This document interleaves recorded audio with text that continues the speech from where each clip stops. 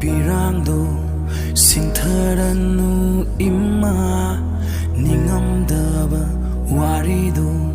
ningsinglanu nangna mitlugi pirangdo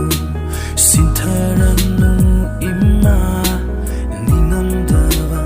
warido ningsinglanu nangna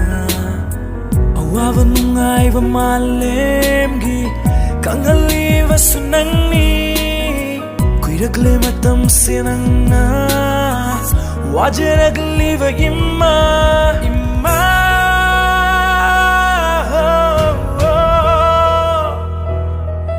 imma imma imanang wala khange na chapa ka chawring a cd imanang waraga no thenglaba ahinda kaplaga no ahenba wakal khalaga no lot kraba ho kraba wari ne imanang gi waka sontarano nokna bayami kalak pana thalli hingba de lura ba punsi gi takani soiba de tiduna lady ba myoivani sontaduna laiganu ima minawa mak thankini ima lot kraba punsi de lanki ba soi ki ba yaura basu apangba na chani khanduna imana na waro bino na chagi khud se chen na pairo kuchamduna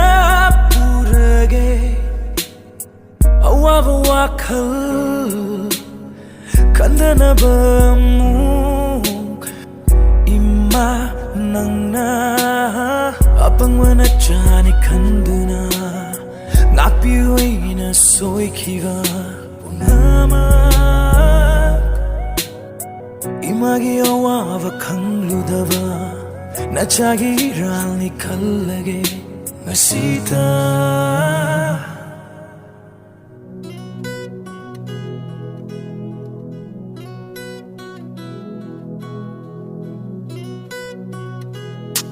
imarigi hena nusiba kana laite thabum tarana puduna aikoi buyok bibani imabuluna jana thamsi aikoina imagi pumning wakan sonta dana batausi and the trap lambi kuting khamba kong tha kuting imana sena duna chatli ai lak puting ka kuting soi ga da kuting imana ngak tuna lady hen ba lady kana su ai gi imare matama pok hai bu lady di nangi na cha oi ski ima waram gani ko mama leitrava machang singdi kablam gani ko makhoi ningam da wari na yumduna hai javangam dana mathanata chatkiganu imma imma nandi ifamdagi lapna mitlugi pirangdo sintharanu imma ningamdaba warido ningsinglanu nangna mitlugi pirangdo sintharanu imma ningamdaba warido ningsinglanu nang